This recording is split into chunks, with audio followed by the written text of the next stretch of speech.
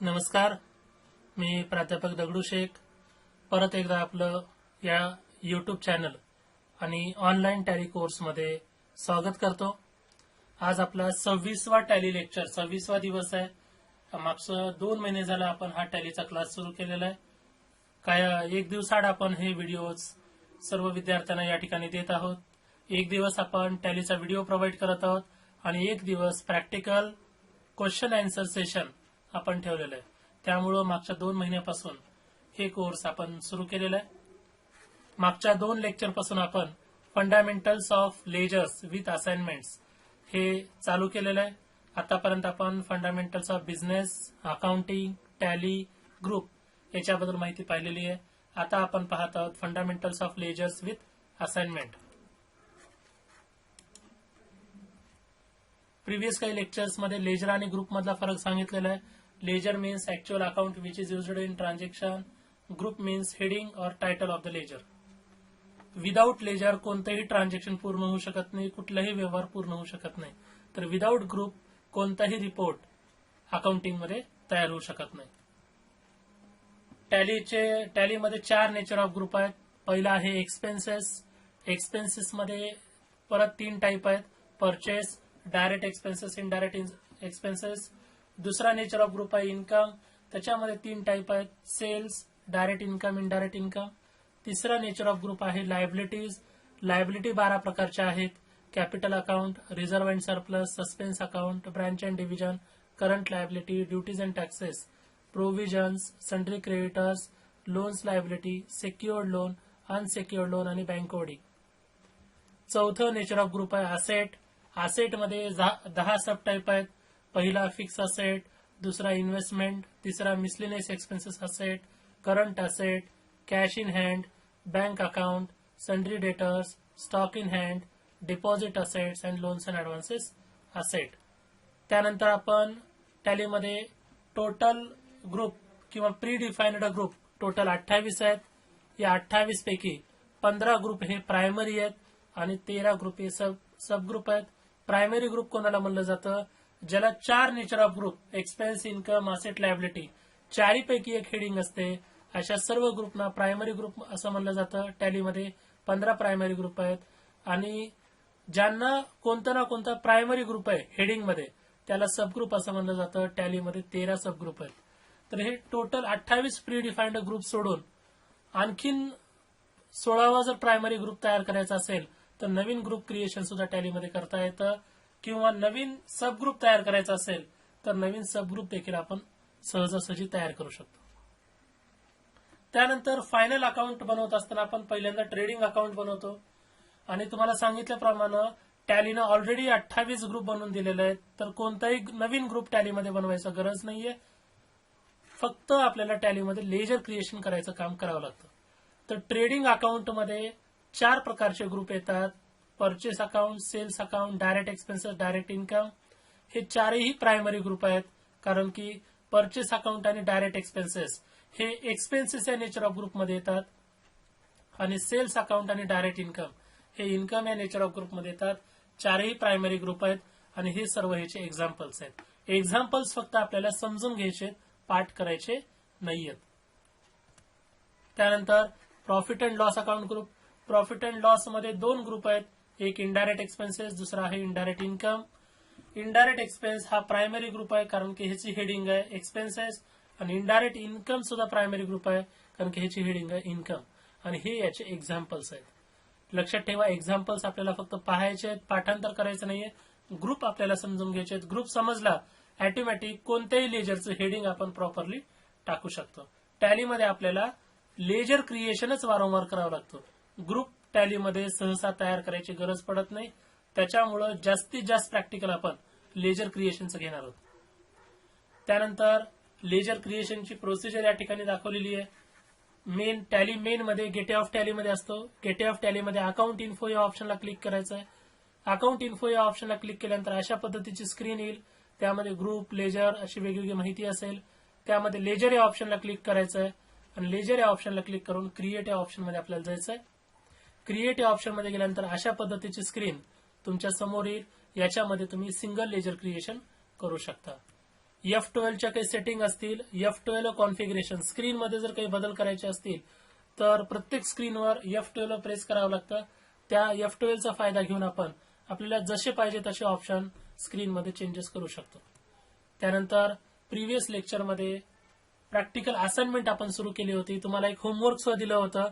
ते होमवर्क असं होतं की तुम्हाला जर तुमच्या पर्सनल अकाउंटिंग किंवा फॅमिलीची अकाउंटिंग करायची असेल तर प्रिव्हियस मंथ मधील सगळे एक्सपेन्सेस आणि इन्कमची लिस्ट बनवायला सांगितली होती. किंवा तुमच्या स्वतःच्या व्यवसायाची अकाउंटिंग जर तुम्हाला करायची असेल तर मागील महिन्यामध्ये तुमच्या व्यवसायात झालेले सगळे खर्च आणि तुमच्या व्यवसायात झालेले उत्पन्न ह्याची लिस्ट तुम्हाला तयार करायला सांगितली होती. ती लिस्ट तयार करून देखील तुम्ही प्रॅक्टिस करू शकता.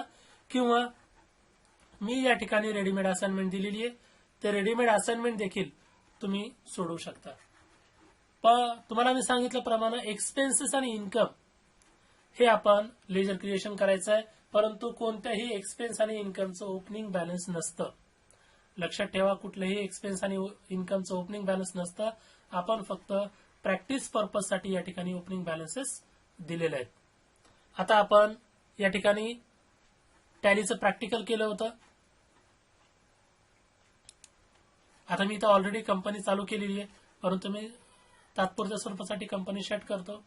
काल तुम्ही असाइनमेंटची सुरुवात केली होती, दुसऱ्या दिवशी आलात तुम्ही परत एकदा टॅली चालू केलं. टॅली चालू केल्यानंतर आपल्याला जायचंय सिलेक्ट कंपनीमध्ये आणि सिलेक्ट कंपनीमध्ये गेल्यानंतर ज्या व्यवसायाचं अकाउंटिंग आपण करणार आहोत, टॅली या सॉफ्टवेअरचं असं वैशिष्ट्य आहे की यामध्ये कितीही व्यवसायाचं अकाउंटिंग तुम्ही सहजासहजी ठेवू शकता. तर सिलेक्ट या कंपनीमध्ये आपल्याला जायचंय. काल आपण स्किल अकॅडमीमध्ये अकाउंटिंग करत होतो, याला एंटर करायचंय. स्किल अकॅडमी नावाची कंपनी या ठिकाणी सिलेक्ट झालेली आहे.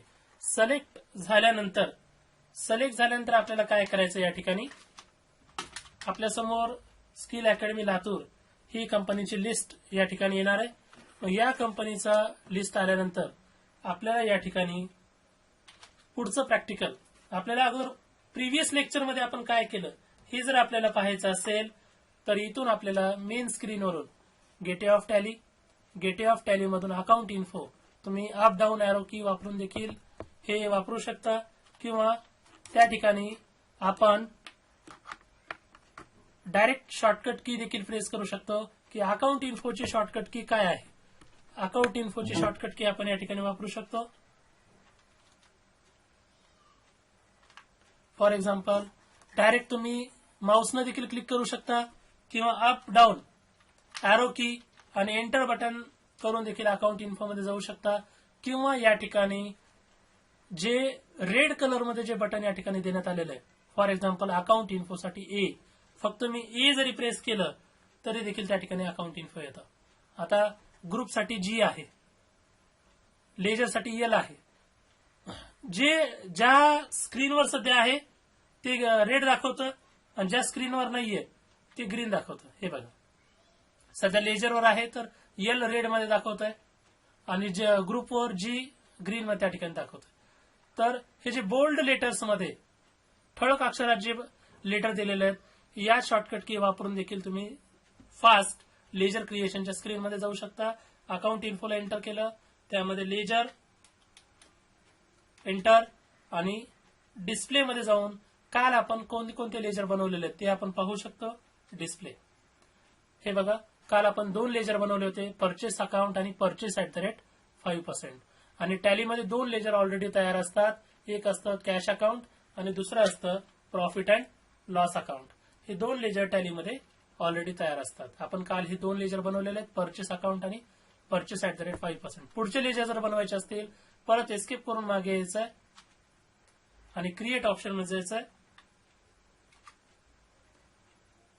क्रिएट ऑप्शन मध्ये जाऊन तुम्हाला परत पुढचं लेजर तयार करायचं आहे. पुढच्या लेजरचं नाव आहे परचेस रिटर्न अकाउंट, 2000 रुपये क्रेडिट साईडला आहे.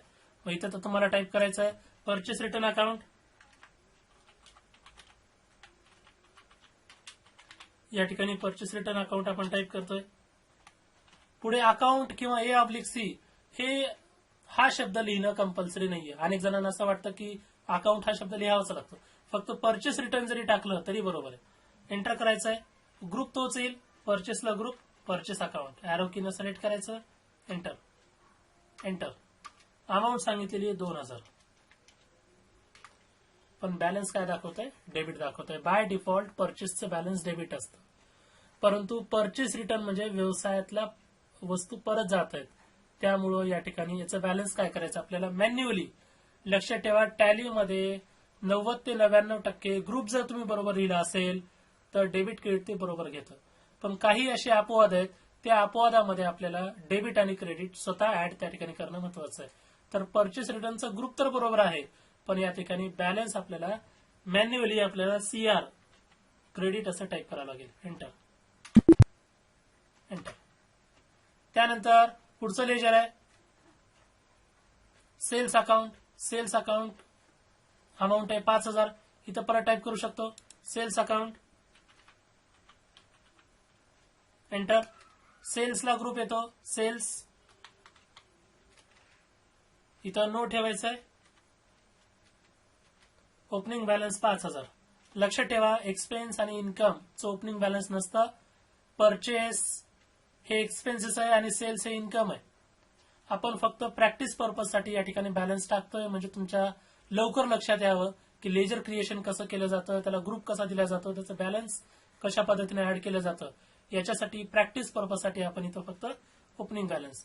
लक्षात ठेवा, सेल्स हे आपल्या व्यवसायाचं इन्कम आहे, त्यामुळे ऑटोमॅटिक बॅलन्स त्या ठिकाणी क्रेडिट घेतलेलं आहे. एंटर करत सेव्ह. त्यानंतर पुढचं लेजर, इथून पुढे थोडं मी फास्ट सांगेन, कारण की प्रिव्हियस लेक्चरमध्ये आणि आजच्या लेक्चरमध्ये मी सिस्टमॅटिकली लेजर क्रिएशन क्रिएट कसं करायचं आणि डिस्प्ले कशा पद्धतीने केलं जातं, अल्टर कसं केलं जातं, ही माहिती आपण पाहिलेली आहे. आता सेल्स @ 5%, अमाऊंट 10,000. सेल्स @ 5%, अमाऊंट या ठिकाणी ग्रुप तोच राहील सेल्स अकाउंट. अमाऊंट लिहायचे 10,000. एंटर. इथं एंटर. त्यानंतर sales return account.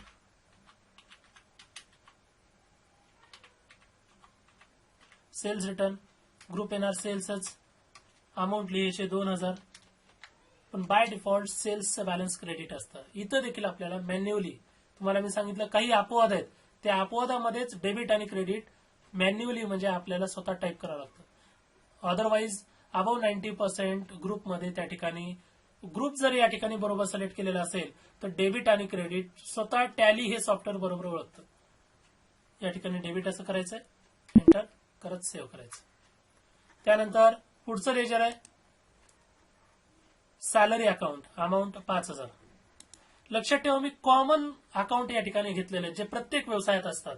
For example, प्रत्येक व्यवसायात परचेस अकाउंट असतंच, प्रत्येक व्यवसायात सेल्स अकाउंट असतंच, प्रत्येक व्यवसायात खरेदी केलेला माल परत होतो म्हणजे परचेस रिटर्न अकाउंट असतंच, प्रत्येक व्यवसायात सेल्स रिटर्न म्हणजे विकलेल्या वस्तू परत येतातच. म्हणजे प्रत्येक व्यवसायात कॉमनली वापरण्यात येणारे लेजरचं प्रॅक्टिस आपण या ठिकाणी घेत आहोत. सॅलरी अकाउंट, मॅक्झिमम बिझनेसमध्ये कोणी ना कोणी एम्प्लॉई असतो आणि त्याला सॅलरी पेड करावी लागते. सॅलरी अकाउंट प्रत्येक व्यवसायात असतं. सॅलरी हा इनडायरेक्ट एक्सपेन्सेस आहे. तुम्हाला डायरेक्ट आणि इनडायरेक्ट एक्सपेन्सेसचा फरक सांगितला होता. उत्पादन आणि खरेदीवर होणाऱ्या खर्चाला डायरेक्ट एक्सपेन्स असं म्हणलं जातं, तर ऍडमिनिस्ट्रेटिव्ह, डिस्ट्रीब्युशन, फायनान्शियल एक्सपेन्सेसला इनडायरेक्ट एक्सपेन्सेस. आणि हा सॅलरी हा एक प्रकारचा ऍडमिनिस्ट्रेटिव्ह एक्सपेन्सेस आहे, म्हणून याला ग्रुप द्यायचा आहे इनडायरेक्ट एक्सपेन्सेस. एंटर. अमाऊंट आहे 5000 आणि हे एक्सपेन्स आहे म्हणून याचं बॅलन्स डेबिट. तुम्हाला डेबिट क्रेडिटचा फॉर्म्युला सांगितलेला आहे. एक्सपेन्सेस आणि असेटचं बॅलन्स डेबिट असतं, तर इन्कम आणि लायबिलिटीचं बॅलन्स क्रेडिट लिहिण्यात येतं. तुम्हाला प्रत्येक लेजर सेव्ह करण्याच्या अगोदर डेबिट आणि क्रेडिट व्यवस्थितरित्या चेक करायचंय. एंटर करत सेव्ह. त्यानंतर पुढचं लेजर आहे लाईट बिल अकाउंट. 3000. प्रत्येक व्यवसायात इलेक्ट्रिसिटीचं किंवा लाईट बिल असतंच, त्यामुळे आपण हे एक्झाम्पल या ठिकाणी लिहिलेलं आहे. लक्षात ठेवा, हे एक्झाम्पल आहेत. तुमच्या व्यवसायाचे लेजर वेगळे असू शकतात किंवा तुमच्या फॅमिलीचे अकाउंटिंग करताना लेजरचे नाव वेगळे असू शकतात. लेजरचं नाव कोणतेही असू द्या, प्रोसेस हीच आहे. अशा पद्धतीनेच लेजरचं नाव टाईप करायचं. या ठिकाणी ग्रुप द्यायचा. या ठिकाणी ओपनिंग बॅलन्स असेल तर टाकायचंय, नाही टाकलं तरी काही फरक पडणार नाही, कारण की एक्सपेन्स आणि इन्कमचं ओपनिंग बॅलन्स टाकणं कंपल्सरी नाहीये. त्याच्यामुळे तुमच्या व्यवसायातले प्रत्येक एक्सपेन्सेसचं नाव, इन्कमचं नाव या ठिकाणी लिहा. या ठिकाणी त्याला ग्रुप द्या. ओपनिंग बॅलन्स मध्ये बॅलन्स टाका आणि डेबिट क्रेडिट ओळखून तुम्ही सेव्ह करू शकता. त्याला ग्रुप द्यायचा इनडायरेक्ट एक्सपेन्सेस. अमाऊंट या ठिकाणी लाईट बिलचे टाकायचे. फॉर एक्झाम्पल इथे देण्यात आलेली आहे 3,000 रुपये. 3,000 एंटर करत सेव्ह. त्यानंतर पुढचं लेजर आहे कॅरेज इनवर्ड. अमाऊंट आहे 2,000. Carriage inward. कॅरेज म्हणजे काय? कॅरेज म्हणजे वाहतूक खर्च आणि वाहतूक खर्च. कॅरेज इनवर्ड वस्तू खरेदी करत असताना झालेल्या वाहतुकीच्या खर्चाला कॅरेज इनवर्ड असं म्हणलं जातं. आणि तुम्हाला मी डायरेक्ट एक्सपेन्सेसचं मिनिंग सांगितलेलं आहे. वस्तूची खरेदी करत असताना किंवा उत्पादन करत असताना जो झालेला एक्स्ट्रा खर्च आहे त्याला डायरेक्ट एक्सपेन्सेस असं म्हणलं जातं. आणि कॅरेज इनवर्ड हा वस्तू खरेदी करताना झालेला खर्च आहे म्हणून हे डायरेक्ट एक्सपेन्सेस असं कन्सिडर केलं जाईल. म्हणून याला ग्रुप द्यायचा आहे डायरेक्ट एक्सपेन्सेस. एक्सपेन्सेस आहे म्हणून डेबिट बॅलन्सेस असेल 2,000 रुपये डेबिट. एंटर करा सेव्ह. त्यानंतर पुढचं असेल कॅरेज आउटवर्ड. आता या ठिकाणी सुद्धा कॅरेजच आहे परंतु कॅरेज आउटवर्ड म्हणजे वस्तू विकल्यानंतर ज्यावेळेस आपण वस्तू दुसऱ्या कस्टमरला पाठवतो, वस्तू विकत असताना जो वाहतूक खर्च झालेला आहे त्या वाहतूक खर्चाला इनडायरेक्ट एक्सपेन्सेस असं ग्रुप दिला जातो. त्याचं महत्वाचं कारण आहे हा खर्च खरेदी करत असताना झाला नाहीये. हा खर्च विक्री करताना, डिस्ट्रीब्युशन करताना हा वाहतूक खर्च झालेला आहे म्हणून कॅरेज आउटवर्ड हे इनडायरेक्ट एक्सपेन्सेस आहे. कॅरेज इनवर्ड डायरेक्ट एक्सपेन्सेस कशामुळे? खरेदी करताना झालेला वाहतूक खर्च आहे तो. आणि कॅरेज आउटवर्ड म्हणजे विक्री करताना झालेला वाहतूक खर्च आहे. आणि ऍडमिनिस्ट्रेटिव्ह खर्चाला आपण ग्रुप लिहितो इनडायरेक्ट एक्सपेन्सेस. अमाऊंट 2,000 एंटर करत सेव्ह करायचं. डेबिट बॅलन्स येतं एक्सपेन्सेस आहे. त्यानंतर पुढचे लेजर आहेत प्रोफेशनल फीस रिसिव्ड 4,000. प्रोफेशनल. आता प्रोफेशनल फीस रिसिव्ड म्हणजे काय? प्रोफेशन म्हणजे CA, doctor, engineer, teacher, lawyer हे काय आहेत? वेगवेगळे प्रोफेशन आहेत. आणि त्यांच्या प्रोफेशन मध्ये त्यांना महिन्याला मिळणारी सॅलरी किंवा त्यांची फीस हे त्यांचं इन्कम आहे. मी जर शिक्षक असेल आणि मला जर सॅलरी मिळत असेल तर माझी ती फीस आहे. मी लॉयर आहे, मला माझ्या क्लायंट कडून फीस मिळत आहे तर ही फीस माझं डायरेक्ट इन्कम आहे. एंटर करायचं आणि याला ग्रुप द्यायचा आहे डायरेक्ट इन्कम. डायरेक्ट इन्कम का? कारण की मी स्वतः या सर्व्हिसमध्ये इन्व्हॉल्व आहे. मी लॉयर आहे, मी स्वतः सर्व्हिस देतोय. मी इंजिनियर आहे, मी स्वतः सर्व्हिस देतोय. मी सीए आहे, मला सर्व्हिस दिल्यानंतरच मला पैसे त्या ठिकाणी मिळत आहेत, मला माझी फीस मिळत आहे म्हणून हे माझ्यासाठी डायरेक्ट इन्कम आहे. आणि डायरेक्ट इन्कमचा बॅलन्स काय असतं? Already credit. या ठिकाणी अमाऊंट आहे 4,000 रुपये. हे 4,000 रुपये आपल्याला एंटर करायचे. क्रेडिट बॅलन्स काय आलेलं आहे? इन्कमचं बॅलन्स ऑलवेज काय असतं? क्रेडिट असतं. एंटर करत सेव्ह. त्यानंतर पुढचं लेजर आहे रेंट रिसिव्ड 4,000. Rent received. आता रेंट रिसिव्ड हे डायरेक्ट इन्कम येणार नाही कारण की इथं आपण कोणती सर्व्हिस दिली नाहीये.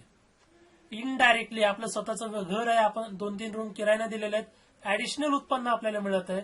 तर जे काही व्यवसायामध्ये ऍडिशनल उत्पन्न मिळतं त्याला इनडायरेक्ट इन्कम असं म्हणलं जातं. डायरेक्ट इन्कम म्हणजे डायरेक्टली, फॉर एक्झाम्पल तुमचं मोबाईल शोरूम आहे आणि मोबाईल शोरूम मध्ये तुम्ही मोबाईल रिपेअर करून देताय तुमचं क्लायंटचा तर ते तुमचं डायरेक्ट इन्कम आहे. पण तुमचं मोबाईल शोरूम आहे, तुमच्या व्यवसायाचे 2-3 दुकानं मालकीचे आहेत, त्याचं तुम्हाला रेंट मिळत आहे तर ते तुमच्या व्यवसायाचं ऍडिशनल उत्पन्न आहे म्हणून त्याला इनडायरेक्ट इन्कम. व्यवसायात होणारं एक्स्ट्रा उत्पन्न, ऍडिशनल उत्पन्न त्याला इनडायरेक्ट इन्कम असं म्हणलं जातं. 4,000 रुपये. Enter enter enter. त्यानंतर पुढचं लेजर आहे इंटरेस्ट रिसिव्ड. तुम्ही व्याजाने जर पैसे कोणाला देण्यात आलेले असतील तर त्या ठिकाणी आपल्याला व्याज मिळतं. ते व्याज देखील आपल्या व्यवसायाचं त्या ठिकाणी इनडायरेक्ट इन्कम आहे, ऍडिशनल इन्कम. 4,000 रुपये. Enter enter enter.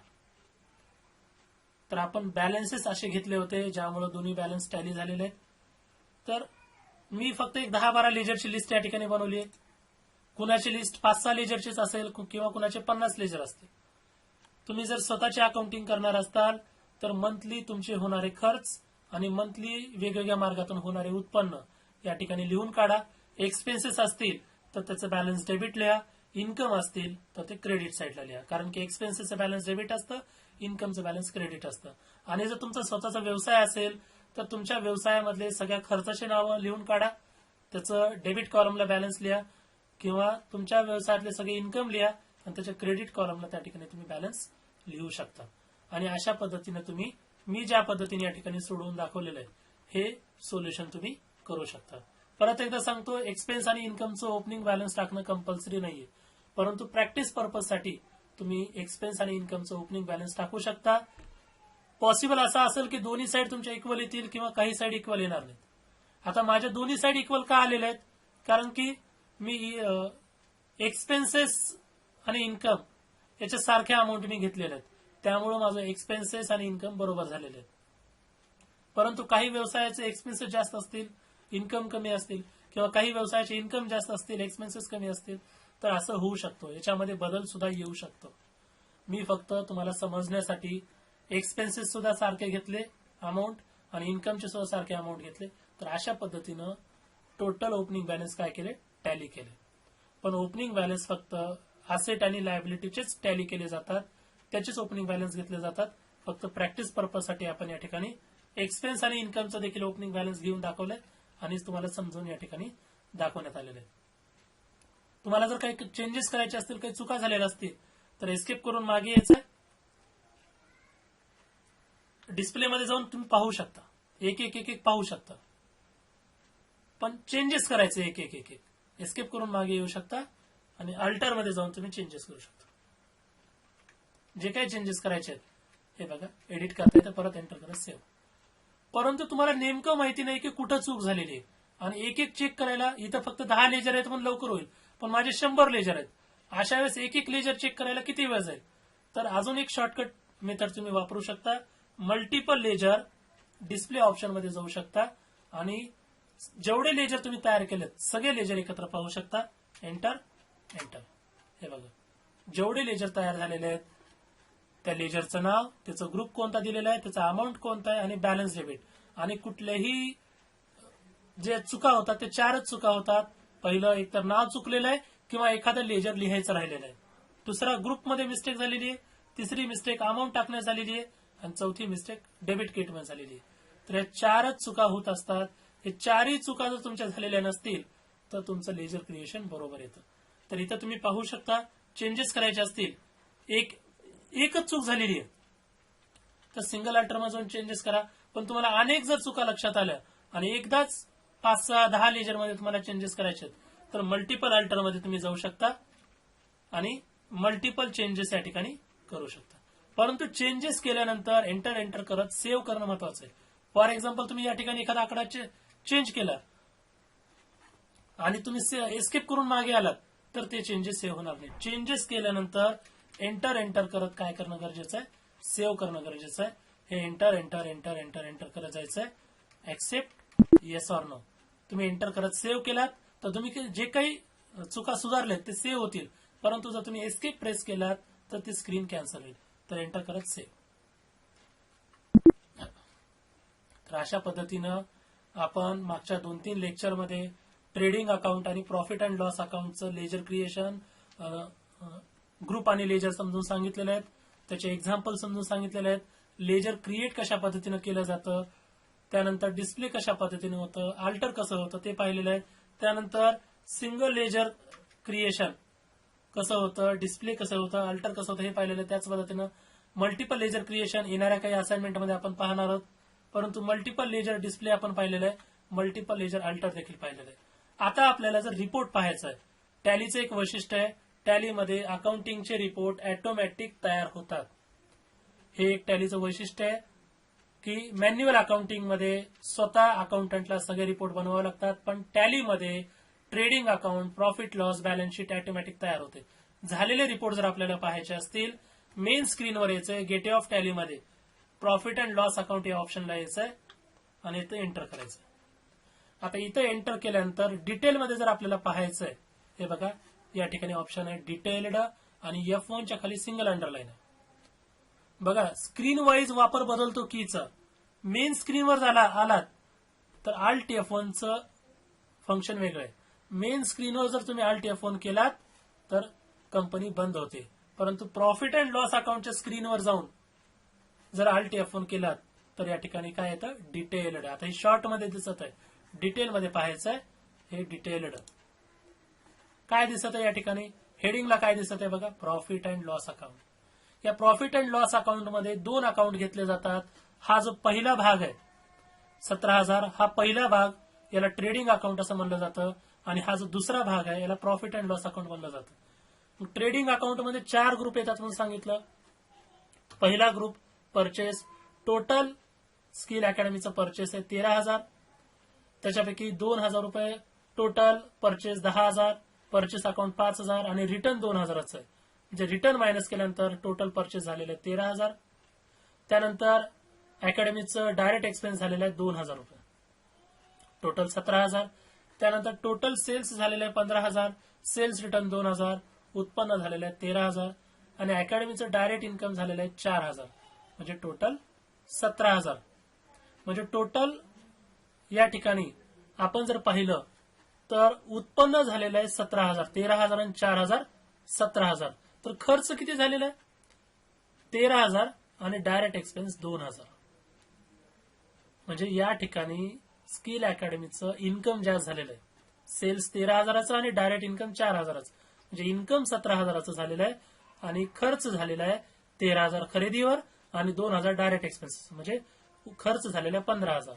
आणि 17,000मधून 2,000 जर मायनस केले तर शिल्लक राहत. 17,000मधून 15,000 मायनस केले तर शिल्लक राहतात 2,000. त्याला टॅलीमध्ये किंवा अकाउंटिंगमध्ये ग्रॉस प्रॉफिट असं म्हणलं जातं. या ठिकाणी देखील आपण मिनिंग दाखवलेली आहे. Direct income minus direct expenses is equal to gross profit आणि direct expenses minus direct income is equal to gross loss. तर या ठिकाणी इन्कम साइड मोठी झालेली आहे, डायरेक्ट इन्कम साइड मोठी झालेली आहे. डायरेक्ट इन्कम जास्त झालेलं आहे आणि डायरेक्ट एक्सपेन्स कमी झालेला आहे. त्याच्यामुळे पहिला फॉर्म्युला वापरण्यात आलेला आहे ग्रॉस प्रॉफिट. परंतु जर डायरेक्ट एक्सपेन्सेस जास्त झालं आणि डायरेक्ट इन्कम कमी झालं तर दुसरा फॉर्म्युला वापरण्यात येईल ग्रॉस लॉस. तर या ठिकाणी डायरेक्ट इन्कम जास्त झालेला आहे आणि डायरेक्ट एक्सपेन्सेस कमी झालेला आहे. Direct income minus direct expenses is equal to gross profit. तर आपल्या व्यवसायाला ग्रॉस प्रॉफिट झालेला आहे 2,000 रुपये. हा 2,000 रुपये ग्रॉस प्रॉफिट कुठे ट्रान्सफर होतो प्रॉफिट अँड लॉस अकाउंटच्या क्रेडिट साईडला. हे 17,000च्या खाली इथून प्रॉफिट लॉस सुरू होतं. प्रॉफिट लॉस मध्ये 2च ग्रुप येतात, एक इनडायरेक्ट एक्सपेन्सेस आणि एक इनडायरेक्ट इन्कम. झालेला ग्रॉस प्रॉफिट प्रॉफिट लॉसच्या क्रेडिट साईडला ट्रान्सफर होतो 2,000 रुपये. स्किल अकॅडमीला टोटल इनडायरेक्ट इन्कम झाले 8,000, टोटल खर्च झालेला आहे 10,000. म्हणजे स्किल अकॅडमीचं इनडायरेक्ट इन्कमही तेवढंच आहे आणि इनडायरेक्ट एक्सपेन्सेसही तेवढंच आहे. म्हणजे 10,000 इनडायरेक्ट इन्कम झालेलं आहे, 10,000 खर्च झालेला आहे. त्याच्यामुळे स्किल अकॅडमीला ग्रॉस नेट प्रॉफिटही झाला किंवा नेट लॉसही झाला नाही. काय अर्थ याचा indirect income minus indirect expenses is equal to net profit. जर आपल्या व्यवसायामध्ये इनडायरेक्ट इन्कम साईड मोठी झालेली असेल आणि इनडायरेक्ट एक्सपेन्सेस साईडची टोटल कमी असेल तर झालेला आपल्याला व्यवसायाला काय असतं नेट प्रॉफिट असतं, निव्वळ नफा. आणि इनडायरेक्ट एक्सपेन्सेसची अमाऊंट जास्त आहे आणि इनडायरेक्ट इन्कमची कमी आहे तर झालेलं जे आउटपुट आहे त्याला नेट लॉस असं म्हणलं जातं, निव्वळ नुकसान. तर या ठिकाणी नफाही झाला नाही आणि फायदाही झाला नाही, तर दोन्ही साईड इक्वल आलेले आहेत. तर अशा पद्धतीनं टॅलीमध्ये ऑटोमॅटिक रिपोर्ट तयार होतात. ऑटोमॅटिक आपण फक्त लेजर क्रिएशन केलं, रिपोर्ट स्वतः टॅलीनं बनवलेला आहे. हा सगळ्यात मोठा ऍडव्हान्टेज टॅलीचा आहे, ऑटोमॅटिक रिपोर्टिंग. पूर्वीच्या अकाउंटंटला ज्यांना आपण मुनीमजी म्हणत होतो, आज सुद्धा अनेक ठिकाणी अकाउंट सांभाळणाऱ्या व्यक्तीला मुनीम असं म्हणलं जातं, तर ते मुनीमजीला स्वतः सगळं हे बनवावं लागत होतं. पण टॅलीने ही फॅसिलिटी दिलेली आहे, तुम्हाला फक्त लेजर क्रिएशन करायचं आहे. पुढचं ट्रेडिंग अकाउंट सुद्धा टॅलीने बनवलं आहे, प्रॉफिट लॉस सुद्धा बनवून दिलेला आहे. तर हा रिपोर्ट आपण सिस्टमॅटिकली या ठिकाणी समजून सांगितलेला आहे की परचेस कशाला म्हणलं जातं. तर पहिला ट्रेडिंग अकाउंट, ट्रेडिंग अकाउंटमध्ये 4 group, purchase, direct expense, sales, direct income. Direct income मोठं झालं तर net gross profit, direct expenses जर जास्त झाला तर ग्रॉस लॉस ते पुढे ट्रान्सफर होतं प्रॉफिट लॉसच्या क्रेडिट साईडला. ग्रॉस प्रॉफिट असेल तर प्रॉफिट लॉसच्या क्रेडिट साईडला ट्रान्सफर होतो आणि ग्रॉस लॉस असेल तर प्रॉफिट लॉसच्या डेबिट साईडला. प्रॉफिट लॉस मध्ये इनडायरेक्ट इन्कमची टोटल जास्त झाली तर नेट प्रॉफिट आणि इनडायरेक्ट एक्सपेन्सेसची जर टोटल जास्त झाली तर नेट लॉस. आणि हा नेट प्रॉफिट किंवा नेट लॉस पुढे बॅलन्स शीटला त्या ठिकाणी ट्रान्सफर करण्यात येतो. तर बॅलन्स शीट बद्दल येणाऱ्या काही लेक्चर्समध्ये आपण डिटेलमध्ये पाहणार आहोत. तर आतापर्यंतचे जर लेक्चर समजले असतील तर या सर्व लेक्चरला लाईक करा, कमेंट करा, शेअर करा. युट्यूब चॅनल देखील स्वतः सबस्क्राईब करा, दुसऱ्याला सबस्क्राईब करायला सांगा. तुमचे काही क्युरीज असतील या ठिकाणी विचारायचे आहेत आणि क्युरीज नसतील तर मी विचारलेल्या प्रश्नांची त्या ठिकाणी उत्तरं द्यायची आहेत. लक्षात ठेवा, तुमचं टॅली ट्रेनिंग आणि प्रॅक्टिसनं परफेक्ट होणार आहे. मी प्रॉपर ट्रेनिंग द्यायचं काम करत आहे. तुमच्याकडून बेस्ट प्रॅक्टिसची मी अपेक्षा धरत आहे. जर तुम्ही बेस्ट प्रॅक्टिस केलात तर 100% तुम्ही कुठल्याही व्यवसायाचं अकाउंटिंग सांभाळण्यामध्ये अकाउंटिंग, ऑडिटिंग आणि टॅक्सेशन परफेक्टरित्या सांभाळू शकतात हा माझा भरोसा आहे. तर भेटूयात पुढील लेक्चरमध्ये. धन्यवाद.